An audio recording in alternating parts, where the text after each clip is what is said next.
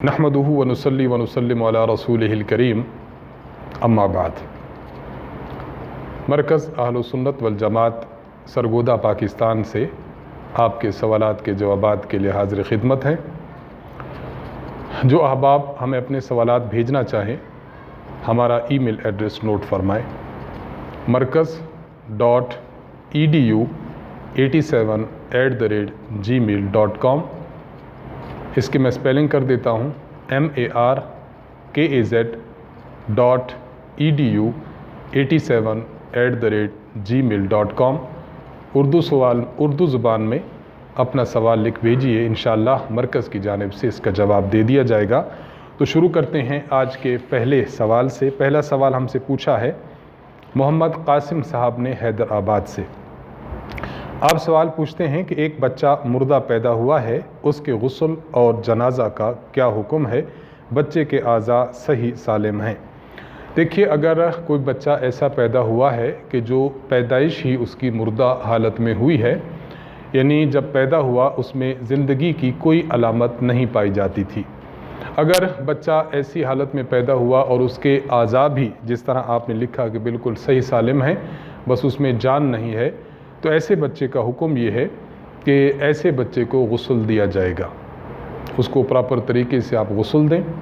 Number 2, इसको आपने मसनून कफ़न नहीं देना। जिस तरह मसनून कफ़न होता है कि 3 कपड़ों में कफ़न दिया जाए, तो आपने इसको मसनून कफ़न नहीं देना, बस उसको सादा और पाक कपड़े में लपेट देना है। नंबर 3, आपने इस बच्चे का नाम भी रखना है, कोई सा आप नाम तजवीज़ कर लें। और चौथा हुक्म यह है कि इसका जनाजा नहीं पढ़ना। बस इन 4 अहकामात के साथ आप इस बच्चे को दफन कर देंगे। और इस बारे में हज़रत जाबिर रज़ी अल्लाह ताला अन्हु से सुनन तिरमिज़ी में हदीस मौजूद है, हदीस नंबर 1032। हज़रत जाबिर रज़ी अल्लाह ताला अन्हु इरशाद फरमाते हैं कि रसूलुल्लाह सल्लल्लाहु अलैहि वसल्लम ने फरमाया, अत्तिफ़्लु ला युसल्ला अलैहि वला यरिसु वला यूरसु हत्ता यस्तहिल्ला। अगर कोई बच्चा ऐसा पैदा हुआ है कि जिसमें ज़िंदगी की अलामत नहीं पाई गई, तो उसकी नमाज जनाजा भी नहीं पढ़ी जाएगी, और ये बच्चा ख़ुद भी किसी का वारिस नहीं होगा और न ही कोई इसका वारिस होगा। तो हदीस मुबारक की रूह से फ़ुक़हा किराम ने फिर उसके ये मसाइल बयान फरमा दिए हैं। इसलिए इस बच्चे को गुस्ल भी दिया जाए, इसको प्रॉपर तरीके से कफ़न नहीं दिया जाए, बल्कि इसको पाक साफ़ कपड़े में लपेट दिया जाए और दफन किया जाए, इसका नाम भी रखा जाए और इसका जनाजा न पढ़ा जाए। ये 4 अहकामात हैं ऐसे बच्चे के मुताल्लिक। दूसरा सवाल हमसे पूछा है मोहम्मद फ़रीद साहब ने। आप सवाल पूछते हैं कि अगर किसी शख्स ने ज़मीन इस नीयत से रखी हुई है कि उसको फ़रोख्त करके घर बनाना है, तो क्या उस पर ज़कात है या नहीं? देखिए, ज़मीन की हैसियत को देखा जाएगा कि आया कि ज़मीन इसने ख़रीदी है या इसको ज़मीन वरासतन मिली है या इसको किसी ने गिफ्ट की है। अगर इसने ज़मीन ख़रीदी है और इस नीयत से ख़रीदी है कि मैं इसको फ़रोख्त करूँगा और इससे जो रकम मिलेगी उससे मैं अपना घर बनाऊँगा, तो इसकी ये ज़मीन माल तिजारत शुमार होगी। माल तिजारत का हुक्म ये है कि इसको ज़कात के अम्वाल में शामिल किया जाएगा। मैं इसकी थोड़ी सी वजाहत ये कर दूँ कि मसलन आप मोहम्मद फ़रीद साहब हैं, मोहम्मद फ़रीद साहब के पास बाकी अम्वाल देखे जाएंगे। अगर इनके पास सोना किसी भी शेप में मौजूद है, इनके पास चांदी किसी भी शेप में मौजूद है, किसी भी शेप में से मुराद वो डली की सूरत में है, वो जेवर की सूरत में है, सिक्के की सूरत में है, बर्तन की सूरत में, जिस सूरत में भी उनके पास सोना और चांदी मौजूद है, उनकी मालियत को जमा करें। नंबर 3, इनके पास जो नकदी रकम मौजूद है, जिस भी करेंसी की हो, डॉलर है, पाकिस्तानी रुपए हैं, रियाल हैं, कोई भी और करेंसी मौजूद है। और नंबर 4, यही जो माल तिजारत है, इन 4 का मजमुआ देख लें। अगर इन 4 को जमा किया और इनकी कीमत 52.5 तोला चांदी की कीमत के बराबर होती है, तो ये साहिब निसाब कहलाएंगे। साहिब निसाब शख्स जिस वक्त साहिब निसाब हुआ है उससे ठीक 1 साल बाद फिर दोबारा अपने इन अम्वाल को देखे। अगर इनकी कीमत 52.5 तोला चांदी के बराबर है, तब इन पर ज़कात फ़र्ज़ होगी और ये ज़कात अदा करेंगे। तो बहरहाल, अगर आपने ज़मीन इस नीयत से ख़रीदी थी और वो नीयत अब भी आपकी बाकी है, तो ये माल तिजारत है। اور دوسری صورت کہ اگر آپ نے زمین کو خریدا نہیں ہے، البتہ زمین آپ کو والد صاحب کی طرف سے وراثتاً ملی ہے یا کسی نے آپ کو زمین گفٹ کی ہے، تو اس صورت میں یہ مال تجارت نہیں ہوگی اور اس کو قابل زکوٰۃ اثاثہ جات میں شامل نہیں کریں گے اور اس کی زکوٰۃ بھی ادا نہیں کریں گے۔ اگلا سوال ہم سے پوچھا ہے محمد خالد امیر الحسن صاحب نے یو پی انڈیا سے۔ آپ سوال پوچھتے ہیں کہ جنت اور جہنم کائنات میں شامل ہیں یا نہیں۔ دیکھیے اللہ تبارک و تعالی نے جو بھی چیزیں پیدا فرمائی ہیں، جو بھی مخلوقات ہیں، وہ ساری کی ساری کائنات شمار ہوتی ہیں۔ جنت اور جہنم یہ بھی دو ایسی چیزیں ہیں جو اللہ تعالیٰ نے پیدا فرمائی ہیں، یہ اللہ کی مخلوق ہیں، لہٰذا یہ بھی کائنات میں شامل ہیں، اس کو کائنات سے باہر نہیں شمار کر سکتے۔ السعید میڈیا ہاؤس کی جانب سے سوال ہے، السلام علیکم ورحمۃ اللہ وبرکاتہ۔ وعلیکم السلام ورحمۃ اللہ وبرکاتہ۔ مسئلہ یہ ہے کہ اگر قربانی کی بھینس کے 3 تھن ٹھیک ہیں، ایک تھن پیدا ہونے کے بعد خراب ہو گیا تھا، تو کیا اس کی قربانی ہو سکتی ہے یا نہیں؟ رہنمائی فرمائیں، شکریہ۔ دیکھیے بھینس بڑا جانور ہے جس کے 4 تھن ہوتے ہیں۔ اگر بڑا جانور جس کے 4 تھن ہیں اس کے آدھے تھن ٹھیک ہوں اور آدھے تھن خراب ہوں تو پھر ایسے جانور کی قربانی جائز نہیں ہوتی۔ اگر زیادہ تھن ٹھیک ہے اور ایک تھن خراب ہے، اب اس کی قربانی ہو جائے گی۔ 4 تھنوں میں سے چونکہ آپ نے جو صورت مسئلہ بیان کی ہے، بھینس کا ایک تھن خراب ہے اور باقی 3 تھن اس کے ٹھیک ہیں، اس لیے اکثر تھن ٹھیک ہونے کی وجہ سے اس بھینس کو صحیح سالم جانور شمار کیا جائے گا اور اس کی قربانی بالکل درست ہوگی۔ ہاں اگر ایسا ہوتا کہ 2 تھن خراب تھے اور 2 تھن ٹھیک تھے، اب چونکہ برابر سرابر معاملہ آ چکا ہے، اس لیے ایسی بھینس کی قربانی اب جائز نہ ہوتی۔ آپ نے جو صورت پوچھی ہے، اس صورت میں بھینس کی قربانی بالکل جائز ہے اور بالکل درست ہے، اس میں کسی قسم کا شک و شبہ نہیں کرنا چاہیے۔ ایک طویل سوال ہے، ہم سے پوچھا ہے اسد قیوم صاحب نے سعودی عرب سے۔ آپ پوچھتے ہیں کہ میں اسد قیوم سعودی عرب سے بات کر رہا ہوں، میرا ایک دوست عثمان ہے جس کا ذریعہ معاش جہاز رانی سے وابستہ ہے۔ گزشتہ کل اس نے اپنی زوجہ کو واٹس ایپ پر میسج بھیجا، پھر اس پیغام کو جلد ہی ڈیلیٹ کر دیا۔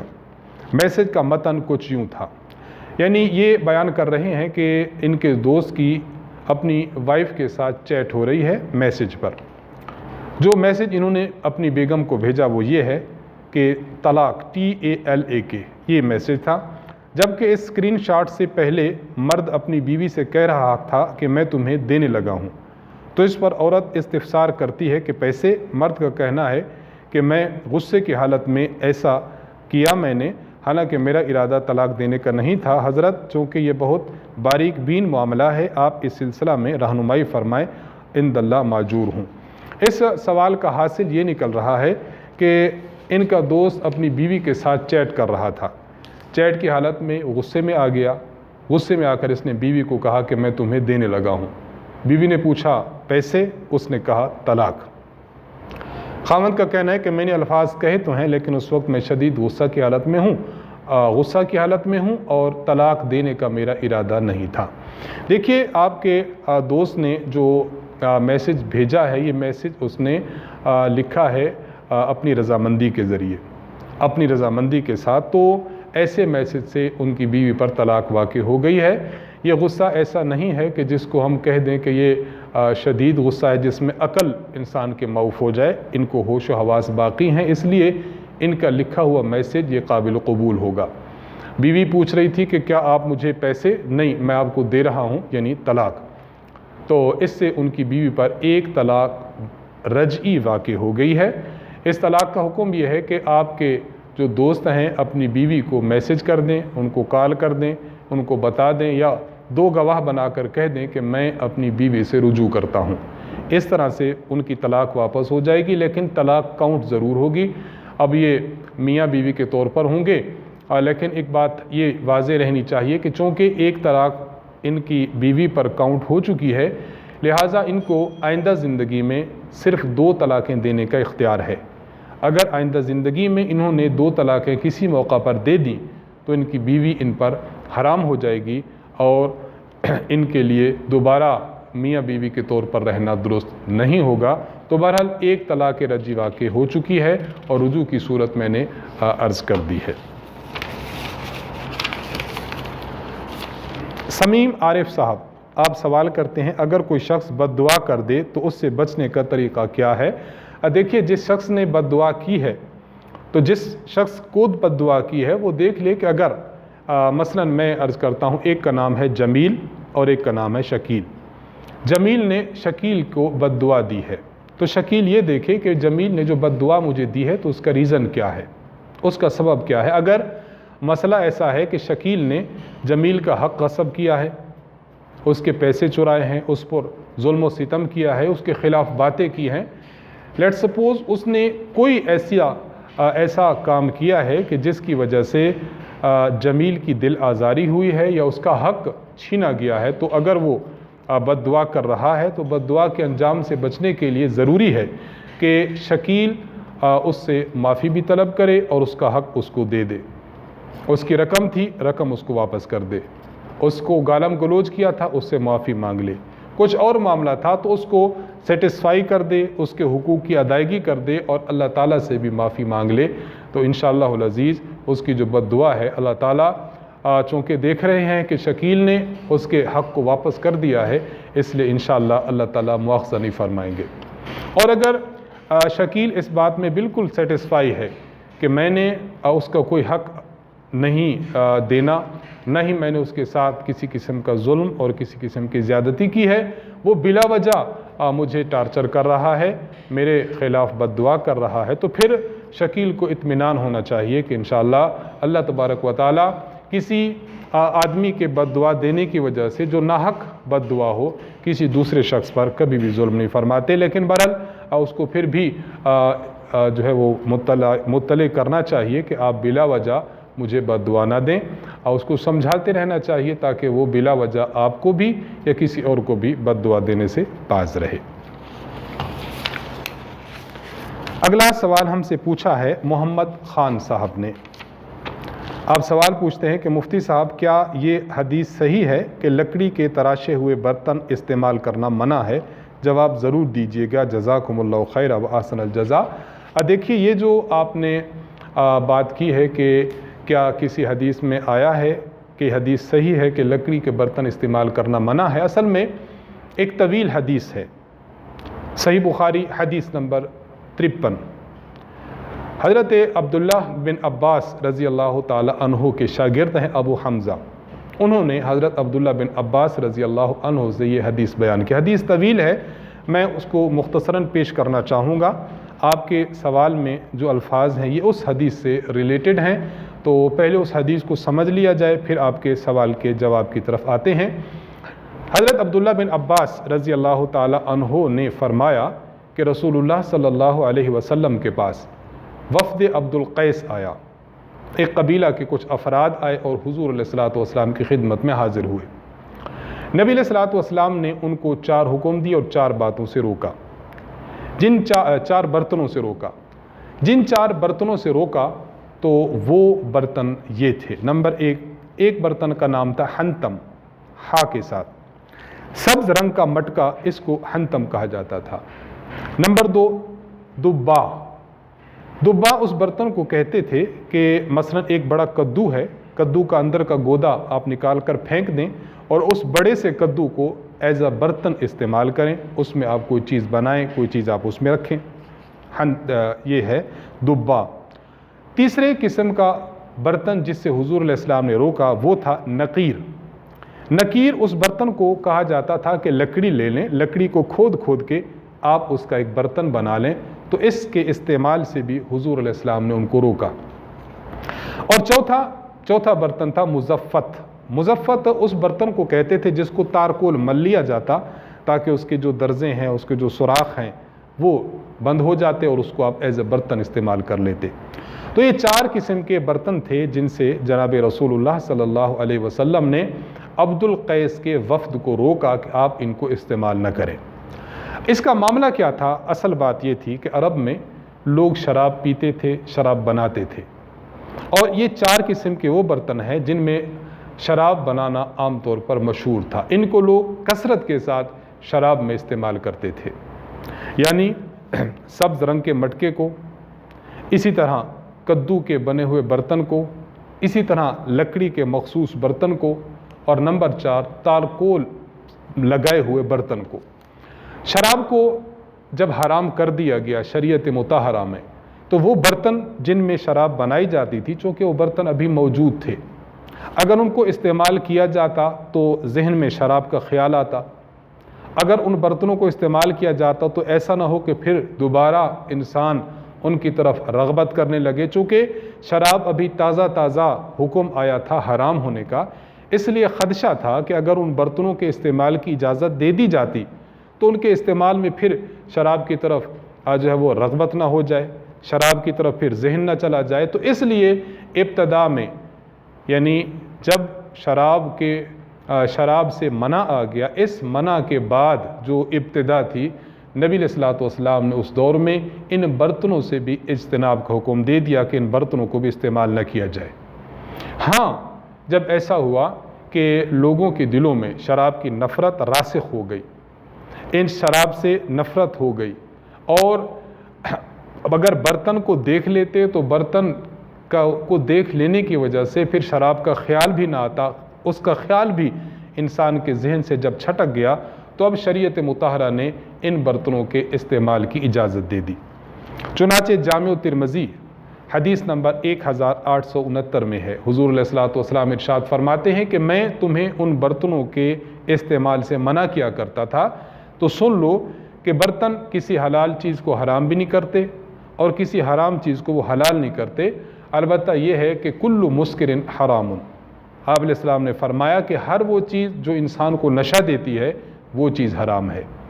اس حدیث مبارک سے یہ بات معلوم ہوئی کہ حضور علیہ السلام نے برتن روکنے کی جو بات کی تھی وہ اس بیس پر کہ چونکہ اس میں شراب بنائی جاتی تھی، اس میں مسکر چیزیں ہوتی تھی اور وہ حرام نشہ بندے کو دیتی ہے، اس لیے حرام تھی۔ باقی جب وہ منع ہو گئی ہے، اب جب برتن ہے تو نہ کسی کو حلال کرتا ہے حرام چیز کو، اور نہ ہی حرام چیز کو حلال کرتا ہے۔ تو اس حدیث مبارک سے یہ بات معلوم ہوئی کہ لکڑی کا برتن یا دیگر جو برتن تھے ان کو استعمال کرنے کے منع یہ پہلے دور میں تھا، بعد میں اب اس کی اجازت ہو چکی ہے۔ اور المطالب العالیہ حدیث کی کتاب ہے حافظ ابن حجر عسقلانی رحمہ اللہ کہ اس میں حدیث نمبر 23 میں موجود ہے کہ حضرت انس بن مالک رضی اللہ تعالی عنہ ارشاد فرماتے ہیں کہ رسول اللہ صلی اللہ علیہ وسلم کے پاس برتن تھا لکڑی کا بنا ہوا، آپ علیہ الصلوۃ والسلام اس میں پانی بھی پی لیتے، پانی بھی اس سے نوش فرماتے تھے، اور اس میں برتن میں آپ پانی ڈال کر وضو بھی فرما لیتے تھے، اور وہ برتن لکڑی کا تھا۔ یہ پوری تفصیل عرض کرنے کا مطلب یہ ہے کہ آپ کا جو سوال تھا کہ لکڑی کے تراشے ہوئے برتن میں نبی علیہ الصلوۃ والسلام سے کیا یہ موجود ہے کہ آپ نے منع فرمایا، تو یہ منع فرمایا تھا، لیکن یہ پہلے دور کی بات ہے کہ جب اس برتن میں لوگ شراب بناتے تھے، جب لوگوں کے دلوں سے اور لوگوں کے اذہان سے اس برتن میں جو شراب بنایا کرتے تھے، جب یہ بات آ گئی اور کہ شراب اب حرام ہو چکی ہے اور ان کے دلوں میں راسخ ہو چکا کہ اب برتن دیکھ بھی لیں تو شراب کی طرف رغبت اور دھیان نہیں جاتا، اب برتنوں کا استعمال جائز ہے، اور خود حضور علیہ الصلوۃ والسلام سے بھی لکڑی کے برتن کو استعمال کرنے کا جواز موجود ہے، اس لیے اب لکڑی کے برتن استعمال کرنا بلا تکلف جائز ہے اور بلا تکلف درست ہے۔ شکیل احمد عثمانی صاحب، آپ نے ایک سوال کیا ہے۔ آپ سوال کرتے ہیں کہ ہمارے گھر کی بھینس ہے، اس کے تھن بظاہر درست ہیں لیکن ان میں سے دودھ کم نکلتا ہے، کیا اس کی قربانی درست ہوگی؟ براہ مہربانی وضاحت فرما دے۔ دیکھیے، ایک ہے کہ جانور کے تھن کا خراب ہونا جس میں سے دودھ بالکل نہیں نکل رہا، ایک ہے کہ جانور کا تھن درست ہے لیکن دودھ اس میں سے کم آتا ہے۔ تو اگر جانور کے تھن میں سے دودھ کم آتا ہے، تھن بالکل درست ہے، تو ایسے جانور کی قربانی بالکل جائز ہے، اس میں شبہ نہیں کرنا چاہیے۔ اس کی وجہ یہ ہے کہ جانور کے دودھ کا کم یا زیادہ ہونا یہ مختلف عوامل ہو سکتے ہیں۔ آپ اس کو چارہ اچھا کھلائیں اور اس کو آپ خوراک اچھی دیں تو دودھ زیادہ آتا ہے۔ بعض مرتبہ ایسا بھی ہوتا ہے کہ آب و ہوا کی وجہ سے माहौल की वजह से, मौसम की वजह से जानवर दूध कम देता है या जानवर दूध ज़्यादा देता है। तो दूध का कम या ज़्यादा होना ये जानवर की थन की ख़राबी की वजह से नहीं होता, ये बैरूनी अवामिल की वजह से हुआ करता है। इसलिए ऐसा जानवर जिसके थन बिल्कुल दुरुस्त हैं, अगरचे दूध कम आता है, ऐसे जानवर की कुर्बानी करना बिल्कुल जायज़ और बिल्कुल दुरुस्त है। बशीर अहमद साहब झंग से आप सवाल करते हैं कि हमारी एक बकरी है जिसका सिर्फ एक कान है, इसका दूसरा कान पैदाइशी तौर पर नहीं है, क्या इसकी कुर्बानी दुरुस्त है? ऐसा जानवर जिसका एक कान ना हो या दोनों कान ना हो, ऐसे जानवर की कुर्बानी शरन जायज़ नहीं है। आप इस बकरी को बतौर कुर्बानी के ज़िबा न करें। वैसे किसी और तौर पर आप ज़िबा कर लें गोश्त वगैरह खाने के लिए, लेकिन कुर्बानी इस जानवर की नहीं होगी। शफ़ी अहमद साहब आप सवाल करते हैं कराची से, आप पूछते हैं कि कुर्बानी के मसाइल पर कोई किताब तजवीज़ फरमा दें जिसमें मसाइल पर अहनाफ के दलाइल मौजूद हों। आपने बहुत अच्छा सवाल किया है। बिहम्दिल्लाह ताला मरकज़ आलो सुन्नत वल जमात से कुर्बानी के मसाइल पर एक किताबचा तैयार हो चुका है। उस्ताद मोहतरम हज़रत मुतकल्लिम इस्लाम मौलाना मोहम्मद इलियास घुम्मन साहब दामत बरकातुहुम ने 13 टॉपिक्स पर जो है वो ये तहरीर फरमाया है, ये रिसाला, जिसमें अहनाफ के दलाइल भी मौजूद हैं उन मसाइल पर जिसमें बाज़ लोग इख्तिलाफ़ करते हैं, और बाज़ लोग जो मुख्तलिफ़ मसाइल में दलीलें अपनी पेश करते हैं, तो उस्ताद मोहतरम दामत बरकातुहुम ने उनके दलाइल का मुअस्सिर और मुदल्लल जवाब भी इरशाद फरमाया है। तो वो रिसाला आप मरकज़ आलो सुन्नत वल जमात राब्ता करके मंगवा सकते हैं। और दूसरा, कुर्बानी के मसाइल पर मुदल्लल गुफ्तगू उस्ताद मोहतरम फरमा भी चुके हैं, जो ahnafmedia.com पर अपलोड भी हो चुकी है, हमारे YouTube चैनल पर भी अपलोड हो चुकी है और फेसबुक पर भी अपलोड हो चुकी है। और वक्तन फ़वक्तन कुर्बानी तक इंशाअल्लाहुल अज़ीज़ उसके क्लिप्स बनकर आपकी खिदमत में हाज़िर होते रहेंगे। तो आप ये किताबचा कुर्बानी के मसाइल और उस्ताद मोहतरम के क्लिप्स, इनको मुलाहिज़ा फरमाते रहेंगे तो इंशाअल्लाहुल अज़ीज़ आपको कुर्बानी के मसाइल दलाइल के साथ मुयस्सर होते रहेंगे इंशाअल्लाह। मोहम्मद आमिर साहब ने सवाल किया है सरगोदा से, आप पूछते हैं कि एक बकरी पिछले साल ईद के दिन पैदा हुई थी, इस साल उसकी कुर्बानी करना चाहें तो कर सकते हैं या नहीं? अगर पिछले साल ईद के दिन बकरी पैदा हुई है तो आप इस साल उसकी कुर्बानी कर सकते हैं, बशर्ते कि आप इसको दूसरे दिन ज़िबा कर लें। यानी ईद का एक दिन होगा उसको छोड़ दें, ईद का जो दूसरा दिन है उस दिन आप कुर्बानी कर लीजिए, तो इंशाअल्लाहुल अज़ीज़ आपकी बकरी की कुर्बानी दुरुस्त हो जाएगी। अगला सवाल हमसे पूछा है शफीक अहमद साहब ने कराची से, आप पूछते हैं कि फ़र्ज़ नमाज की तीसरी रकत में बंदा अगर सूरतुल फातिहा के साथ कोई और सूरत मिला ले, मसलन सूरतुल कौसर या कोई और सूरत, तो क्या उस पर सजदा सहव आएगा? ऐसे शख्स पर सजदा सहव नहीं आएगा, लेकिन ये शख्स अगर भूलकर दूसरी सूरत मिलाता है तो फिर तो इंदल्ला माखूज़ नहीं होगा, लेकिन जानबूझकर बहरहाल सूरत नहीं मिलानी चाहिए। लेकिन अगर कोई मिला लेता है तो इससे सजदा सहव बहरहाल उस पर लाजिम नहीं आएगा। एक तवील सवाल पूछा है मोहम्मद आरिफ राशिद साहब कासमी इंडिया से, आप पूछते हैं कि मैं एक मस्जिद का इमाम हूँ और जुमा के दिन फजर में अलिफ लाम मीम सजदा और सूरत दहर पढ़ता हूँ, मगर एक मरतबा वक्त की किल्लत की बिना पर मैंने मज़कूरा सूरतों को नहीं पढ़ा। बाद में चंद अहबाब ने वजह दरियाफ़्त की, मैंने बताया कि वक्त इतना नहीं था कि इन सूरतों को पढ़ता, आप लोग वक्त की तब्दीली का ख्याल रखें। उन्होंने कहा कि यहाँ आप ही को वक्त तब्दील करना पड़ेगा, यहाँ किसी और को कुछ नहीं पड़ी। इसके बाद से 1.5 साल तक तकरीबन मैं ही वक्त की तब्दीली करता रहा। अब वहाँ के एक साहब कह रहे हैं कि यह हक़ आपको किसने दिया? आप मेरी रहनुमाई फरमाएं कि क्या मैं 1.5 साल से औकात नमाज जंतरी देखकर वक्त की तब्दीली करने में मुजरिम था, और क्या इमाम को मज़कूरा सूरत हाल में हक़ है कि वक्त तब्दील करे? जवाब मरहमत फरमा कर इंदल्ला माजूर हूँ। देखिए, आपने जो सवाल किया है इसकी बाबत हम 1-2 बातें अर्ज़ करना चाहेंगे। आपकी मस्जिद के मुक्तदी हज़रात ने आपको ये हक़ दिया है कि आप औकात तब्दील किया करें, और ज़ाहिर सी बात है कि सर्दी और गर्मी में नमाज़ों के औकात तब्दील करने पड़ते हैं, और आपने जंतरी को देखकर जो मुस्तनद हो अगर तब्दीली की है तो आपको इसका हक़ हासिल है। आपने बिल्कुल दुरुस्त किया है, आपने गलत नहीं किया। बाकी अगर किसी साहब से आपकी इस तरह की अनबन हो गई है तो हमारा आपसे भी और उन साहब से भी ये बिरादराना मशवरा होगा कि मस्जिद के उमूर में लड़ाई झगड़े को, मस्जिद के उमूर में आपस की जो है वो मुखालफत को एक तरफ रखते हुए बाहमी प्यार मोहब्बत के साथ तय करना चाहिए। नमाज के औकात हैं, इस तरह मस्जिद के दीगर उमूर हैं, इन उमूर में एक दूसरे को जो है वो बर्दाश्त भी करना चाहिए और एक दूसरे की माननी भी चाहिए। अगर कोई साहब इमाम के ख़िलाफ़ हो जाएं, इमाम साहब उनके ख़िलाफ़ हो जाएं और वो इनको पूछते रहें कि आपको किसने हक़ दिया और ये उनको पूछते रहें, तो इस तरह मस्जिद का निज़ाम नहीं चलता। तो बहरहाल आपने अगर ऐसा किया है और आपको वहाँ की इंतज़ामिया ने हक़ दिया है तो आपने दुरुस्त किया, और बहरहाल इसके बावजूद भी हम दोनों फ़रीक से बात अर्ज़ करेंगे कि आपस में प्यार और मोहब्बत के साथ मस्जिद के उमूर को तय किया जाए। आखिरी सवाल है, हमसे पूछा है इनामुल इस्लाम साहब ने आसाम इंडिया से। सवाल पूछते हैं, अस्सलामु अलैकुम वरहमतुल्लाहि वबरकातुहू।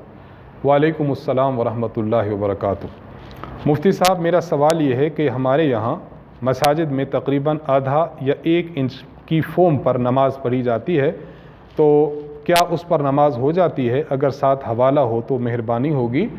देखिए, अगर इंसान नमाज़ पढ़ता है किसी फ़ोम पर और वो फ़ोम नरम ऐसा है कि अगर आप उस पर अपने पेशानी को रखें और आपकी पेशानी टिक जाती है, यानी इतना मामूली सा फ़ोम हो कि आप पेशानी रखते हैं और पेशानी आपकी टिक जाती है और आप सजदा करते हैं और ज़मीन की सख्ती आपको महसूस होती है, तो फिर इस तरह के फ़ोम पर सजदा करना दुरुस्त है। अगरचे आप देखते हैं कि वो नरम है लेकिन आप सर को थोड़ा सा दबाते हैं, थोड़ा प्रेशर देते हैं तो आपका सर टिक जाता है, तो फिर नमाज ऐसे फ़ोम पर दुरुस्त है। और अगर फ़ोम इतना ज़्यादा है कि आप अपने सर को उसमें धंसाते चले जाते हैं, टिकाते चले जाते हैं, लेकिन वो सर टिकता नहीं है बल्कि उसमें वो हिचकोले खाता रहता है, एक मकाम पर करार नहीं पकड़ता, तो इस तरह का अगर फ़ोम हो तो ऐसे फ़ोम पर आपका सजदा नहीं होगा और आपकी नमाज नहीं होगी। आपने जिस फ़ोम का तज़किरा किया उस पर भी आप ये तजर्बा करके देख लीजिए। अगर आप वहाँ पर पेशानी टेक कर सजदा करें और आपकी पेशानी टिके और ज़मीन की सख्ती महसूस होती हो तो फिर नमाज दुरुस्त है, और अगर आपका सर इस फ़ोम में धंसता ही चला जाता है, एक जगह पर करार नहीं पकड़ता, तो आपका सजदा नहीं होगा और इस सूरत में आपकी नमाज भी नहीं होगी। अगर ऐसा फ़ोम हो तो फिर तब्दील कर लिया जाए। तो इन्हीं सवालात के जवाबात के साथ आज की नशिस्त का इख्तिताम होता है। अल्लाह तबारक व तआला से दुआ है कि अल्लाह ताला हमें शरीयत मुताहरा के मुताबिक अपने शब व रोज़ गुजारने की तौफ़ीक़ अता फ़रमाए। मरकज़ अहले सुन्नत वल जमात सरगोदा पाकिस्तान को अपनी खुसूसी दुआओं में याद रखें। वाखिर दावाना अनिल हम्दुलिल्लाहि रब्बिल आलमीन। अस्सलामु अलैकुम वरहमतुल्लाहि वबरकातुहू।